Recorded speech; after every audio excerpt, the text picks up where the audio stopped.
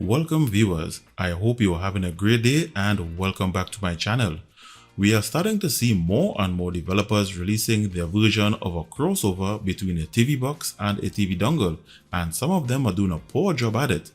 Today's video features one of those devices that does a better job at delivering premium streaming services in HD and 4K quality without sacrificing performance. This is the Dynalink DL-ATV36 certified Android 10 TV OS TV box. This is a fully certified Android TV OS device with Netflix ESN certification and can play other premium services in 4K HDR quality. Want to know how it performs? Don't go anywhere, a full review is up next.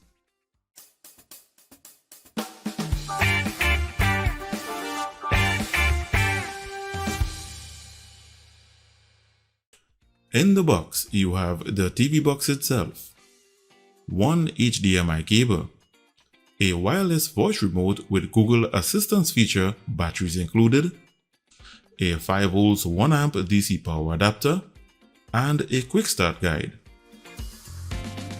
And now we'll look at its design and ports. The box itself is really small enough to fit in the palm of your hand. You have one HDMI port, one micro USB port, and a power button. And below the box there are no ventilation holes. So I'll now set this up on my TV with the assistance of a micro USB adapter that will allow me to use expandable storage and a mouse pointer and continue. So I'm back.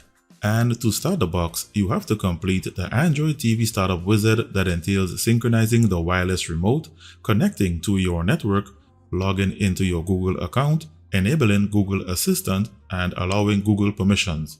The entire process can take anywhere between 5 to 6 minutes. So this is the Android TV launcher, and this box runs on Android 10 TV OS as you can see here under the About information. It also comes with official Netflix ESN certification that you can find under Droid settings. Features of this firmware include 4K display up to 2160p at 60Hz. You have HDR display, but it's enabled automatically as there are no settings option. You have HDMI CEC options. You have built-in Chromecast and Google Assistant feature. And you have digital audio options. This is official Android TV, so unlike the mobile version, there is no root access, screen rotation, or navigation bar or status bar. Please note, throughout this video, you would find that the colors on the screen may appear a bit washed out or faded. That is because HDR display is on by default and my capture card is having issues displaying the correct colors. But rest assured, when connected directly to an HDR TV, the colors are bright, vivid, and absolutely fine. These are the apps that come pre-installed, and I'll just take a moment to install some additional apps of my own and continue. Let's have a look at its system and hardware information. It says here that it has 2GB of RAM, and this is the remainder of the 8GB of internal storage. You can expand its internal storage to shared internal storage up to 64GB using a USB hub, as I will show you later in the video.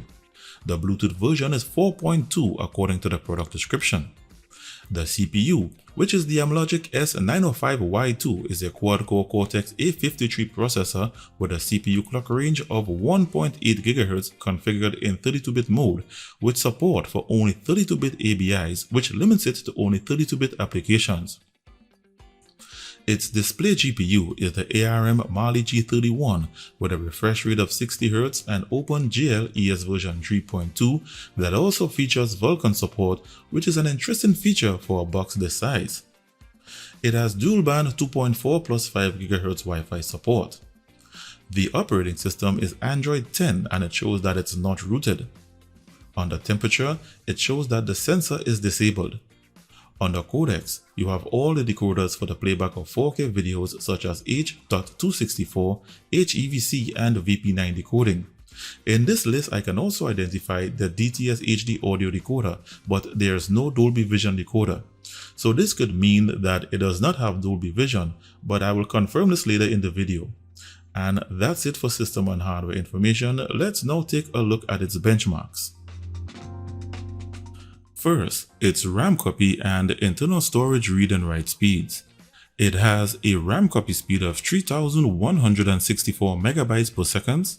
Its internal storage has a read speed of 110 megabytes per second and a write speed of 45. These scores are average scores consistent with S905 Extreme models. Next, you have the results of the Wi-Fi speed test. The box does not have an Ethernet LAN port, so I only have results for the Wi-Fi bands. And the results show that you have maximum bandwidth on the 5 GHz band achieving 100% of my bandwidth and the 2.4 GHz band achieving 72%. So whether you have a dual band network above 100 megabits per second or single band 60 megabits per second or below, you have good Wi-Fi connectivity with this box. Next, the results of the Antutu benchmark. The Dynalink TV box surprised me in this test with a score of 82,403. This score is above average for what you would get from a TV box this size, and we'll see in a moment where it places on the chart. And now the results of the Geekbench 4 CPU benchmark. It scored 749 single core and 2293 multi-core. Again, these are some decent scores for the CPU of this box. And the final results are from the 3D Mark Gamers Bench GPU benchmark. It's surprising to see that this box has Vulkan support, which qualifies it to run the Slingshot Extreme test. The results show that the box got a score of 6028 in the iStorm Extreme test, 582 in the Slingshot test, and 369 in the Slingshot Extreme test. And I must say, I'm a bit impressed with these scores for a box this size. However, we'll see how it pans out in some 3D gaming. So that's it for the benchmarks, and let's see where it places on the chart. So the scores are in, and surprisingly, the Dynalink TV box is at position 15 in reference to Antutu benchmark scores, which is kinda striking for this little TV box running on only 2 GB of RAM and 8 GB of internal storage and to have Vulkan support. You can view this chart on my blog in full spreadsheet format where you can view the top TV boxes for 2020. See the link in the description below this video. To start the next segment, let's have a look at its root access information and its DRM info. First, it's no surprise that this box is not rooted, seeing that it's a Google certified TV box and is one of the requirements that supports the viewing of premium services in HD and 4K quality. And as I turn to its DRM info, it shows that it has Google Widevine Level 1 with HDCP 2.2 protection. This provides the protection against piracy and is a major requirement to attain your Netflix ESN certification. For those interested in alternative launchers, you can install those found on the Android TV Play Store and some from the mobile version, and they all seem to work. However, you don't have the option to change the wallpaper. The primary feature of a certified Android TV operating system is a wireless voice remote along with the Google Assistant feature. I will test that now. Hey Google, what's the fastest car in the world? Here's a summary from CBS News. The fastest car in the world, Bugatti Veyron Supersport, can reach a speed of 267 miles per hour. So that works okay, but probably the most important feature of all is the ability to play premium streaming services in HD and 4K quality, which is the selling point of this box. With official ESN certification, here in a movie description you can see that you can play Netflix movies in HD and 4K quality.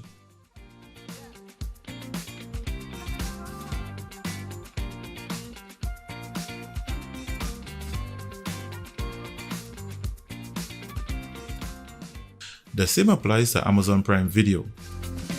For those concerned about digital audio from these services, I was only able to achieve Dolby Surround while playing these videos. The Android TV version for YouTube is of course the default YouTube video player for Android TV, and it plays videos in 4K 2160p quality. I cannot tell if it plays in HDR quality because HDR is always on by default on this box.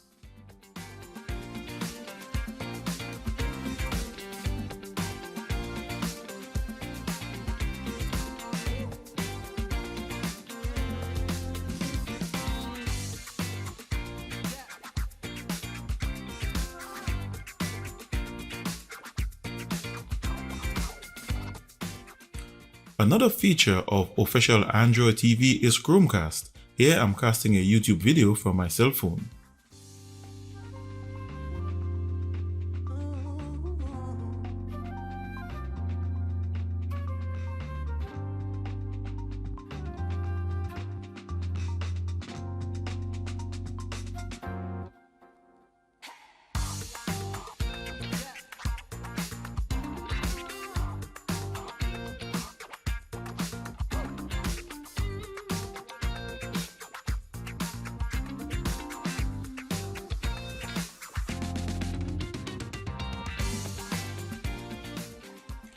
I will now play some 4K videos in HDR format using a USB hub I've connected to the box, and I'll be using the VLC player.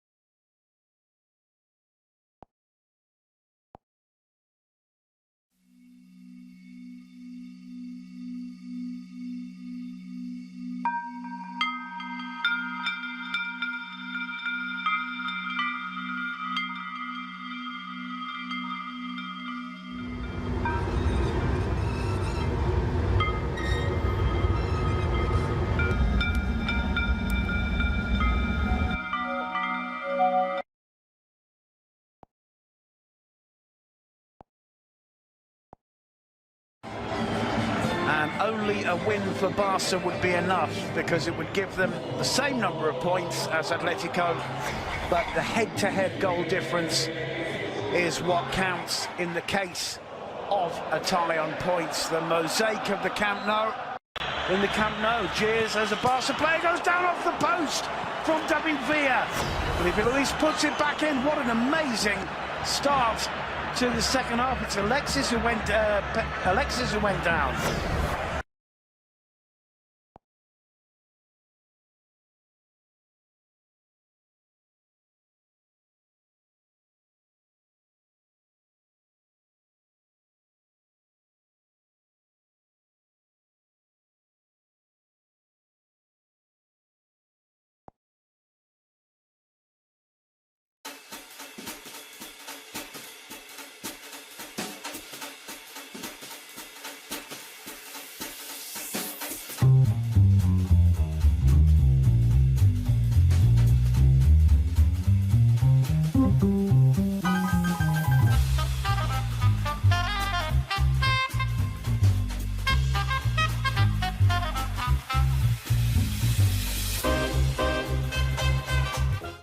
So most of the videos played okay, with the exception of the jellyfish video with high bitrate that had some stuttering. It's now time for the digital surround sound audio test, and in this test I'll be testing for Dolby Atmos, DTS-X, DTS:X HD Master Audio, THX, and Dolby TrueHD. This is done using the VLC player, and I also have the box connected in HDMI pass-through configuration to my receiver.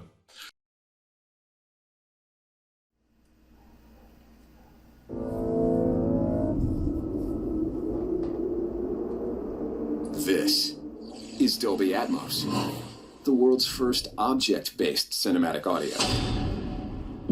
With powerful moving audio that transcends from channels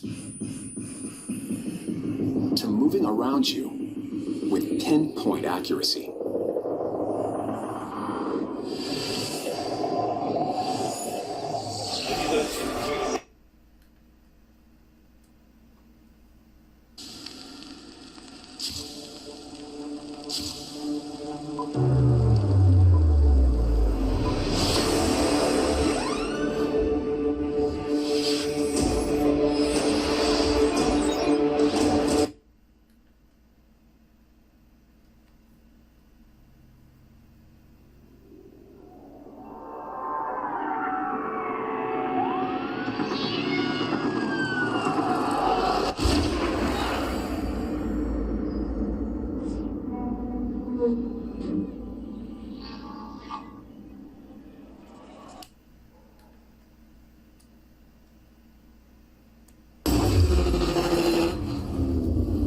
Juries, executioners, judges.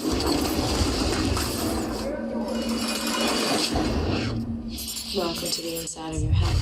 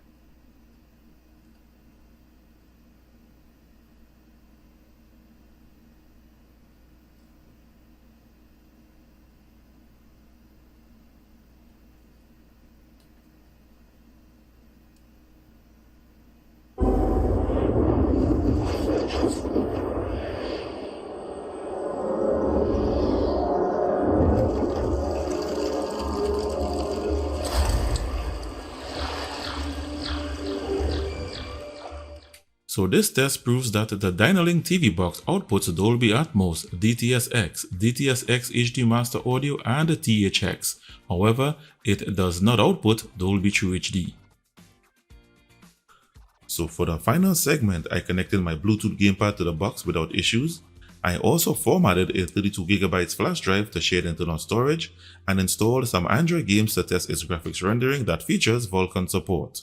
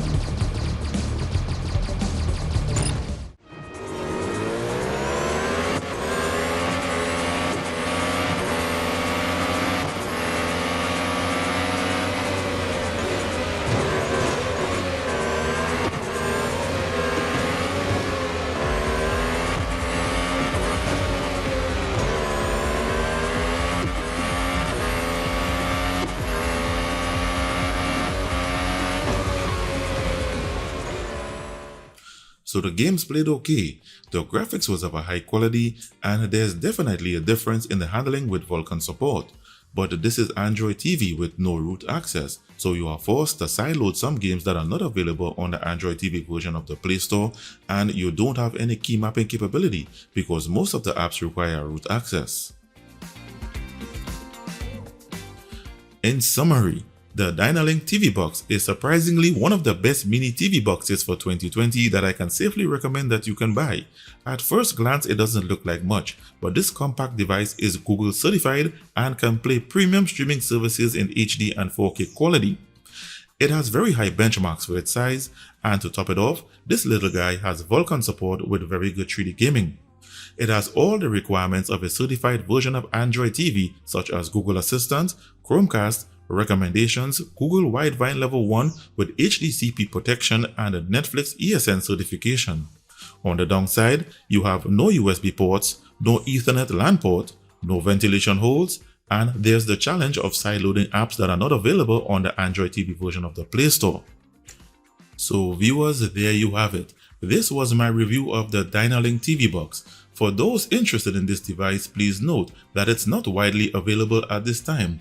It can however be found at the distributor listed in the link below this video. Thanks for watching. If you enjoyed this video, do me a favor and hit the like button before leaving. And if you are a first time viewer and like the content produced on this channel, hit the subscribe button and the notifications bell before leaving to be notified when I release new videos or decide to do a giveaway. Stay tuned and I'll be seeing you in the next one.